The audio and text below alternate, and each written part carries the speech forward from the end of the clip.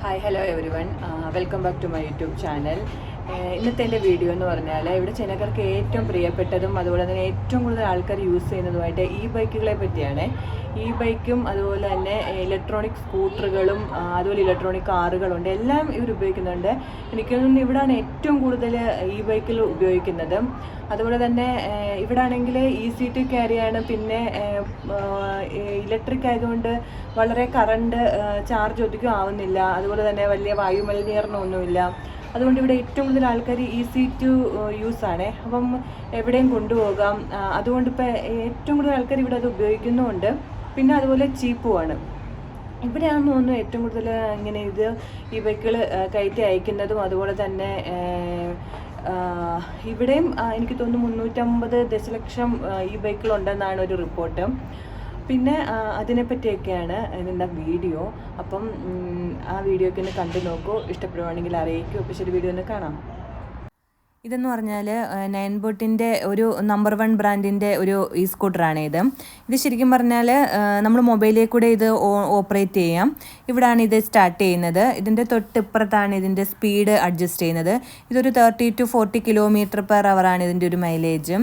പിന്നെയെന്ന് പറഞ്ഞാൽ ഇതിൻ്റെ ചാർജിങ് പോയിന്റ് വരുന്നത് ഇതിൻ്റെ താഴെയാണ്.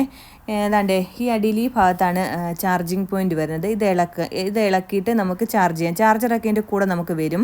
പിന്നെ ഇതിനകത്ത് ഇരിക്കാനൊരു ഓപ്ഷനും കൂടെ നമുക്ക് തരുന്നുണ്ട്. അത് പക്ഷേ നമ്മൾ ഇളക്കി മാറ്റി വെച്ചിരിക്കുക. ഇതെന്ന് പറഞ്ഞാൽ അവിടെ പ്രസ് ചെയ്താൽ ഇത് മടക്കി നമുക്ക് ഈസി ടു ക്യാരി എവിടെ വേണമെങ്കിലും കൊണ്ടുപോകാം. പിന്നെ ചാർജിങ് എന്ന് പറഞ്ഞാൽ എല്ലായിടത്തും പബ്ലിക്കായിട്ട് ഇത് അവൈലബിൾ ആണ്. എങ്ങനെ ചാർജ് ചെയ്യേണ്ടതെന്നും ഇവിടെ എല്ലാം എഴുതിയും വെച്ചിട്ടുണ്ട്. ഇതിന് പല പല വെറൈറ്റീസ് ഉണ്ട്. നമ്മളിപ്പം അല്ലാത്ത സ്കൂട്ടറുകൾ, അതായത് ഈ ഓടിച്ചുകൊണ്ട് പോകുന്ന തന്നെ ഇരുന്ന് സൈക്കിൾ ചവിട്ടുന്ന രീതിയിലുള്ള ഈ സ്കൂട്ടറുകൾ ഇവിടെ അവൈലബിൾ ആണ്. പിന്നെ ബൈക്കുകളും ഉണ്ട്. ബൈക്കുകളൊക്കെ ആണെങ്കിൽ ഉപയോഗിക്കാനാണ്. ഇതൊക്കെ ബൈക്കുകളാണ്. അപ്പോൾ ഇതൊക്കെ ഉപയോഗിക്കണമെങ്കിൽ നമുക്ക് ഒരു നമ്പർ പ്ലേറ്റ്, അതായത് ലൈസൻസ് പ്ലേറ്റിൻ്റെ ആവശ്യം മാത്രമേ ഉള്ളൂ. അതായത് ലൈസൻസ് വേണമെന്നില്ല.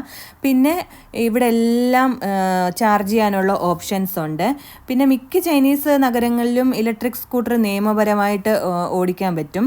പിന്നെയെന്ന് പറഞ്ഞാൽ ഇത് ശരിക്കും പറഞ്ഞാൽ സാധാരണക്കാർക്ക് ഏറ്റവും സൗകര്യപ്രദവും അതുപോലെ തന്നെ വായുമലിനീകരണമില്ല, എല്ലാവർക്കും താങ്ങാൻ പറ്റുന്ന ഒരു വിലയേ ഉള്ളൂ.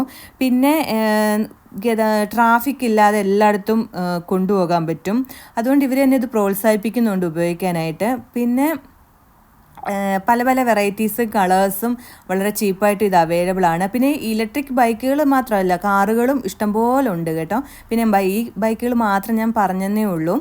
അപ്പം ഇത്രയൊക്കെ ഉള്ളൂ. ഇവിടെ എല്ലാം ഇതാണ്. അപ്പോൾ thank you so much for watching my videos. Thank you.